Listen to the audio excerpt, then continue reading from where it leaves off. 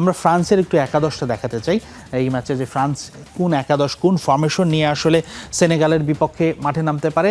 Senegal কিন্তু আফ্রিকার champion হয়েছিল, আফগানে তারা মরক্কোকে হারিয়ে ফাইনাল জিতেছিল, কিন্তু ফাইনালে আম্পায়ারের সাথে বিতণ্ডা, মাঠের গঞ্জগোলের কারণে তার পরিবর্তিতে তাদের ফিফা কিন্তু শাস্তি দিয়ে মরক্কোকে চ্যাম্পিয়ন করে দেয়, সেই কারণেই তারা শিরোপা বঞ্চিত হয়েছে। তবে এই ম্যাচে ফ্রান্স আসলে 4-2-3-1 ফরমেশনে খেলছেন। আমি গতকালকেও বলেছিলাম যে এবারের বিশ্বকাপে ম্যাক্সিমাম দল এই ফরমেশনে খেলছে, কেননা এতে মিডফিল্ডে সলিডারিটি আসে।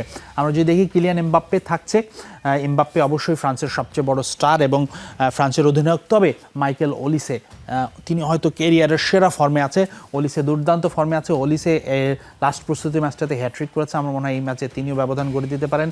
ফলস 10 পজিশনে ডেম্বেলে আছেন, ডেজরি ডুও আছেন, লেফটে রেবিও আছেন, মাঝখানে মিডফিল্ডে এবং শুয়ামিনি, এই দুজন মিডফিল্ডে তারা পার্টনার করবেন সেন্ট্রাল মিডফিল্ডের দায়িত্বটা।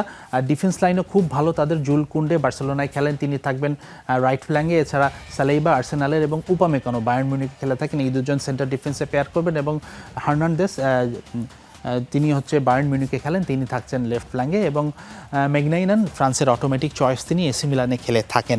তো এই ফরমেশন নিয়ে নামবে। এছাড়া আমি যদি বলি সেনেগালে সাদিও মানে আছে, তাদের গোলকিপার মেন্ডি, তিনিও খুব তারকাবহুল, চেলসিতে খেলেছিলেন। সেই সাথে নিকোলাস জ্যাকসন আছেন এবং আমার মনে হয় বেশ ভালো দল সেনেগাল, তারা কিন্তু আপসেট ঘটালেও ঘটাতে পারেন।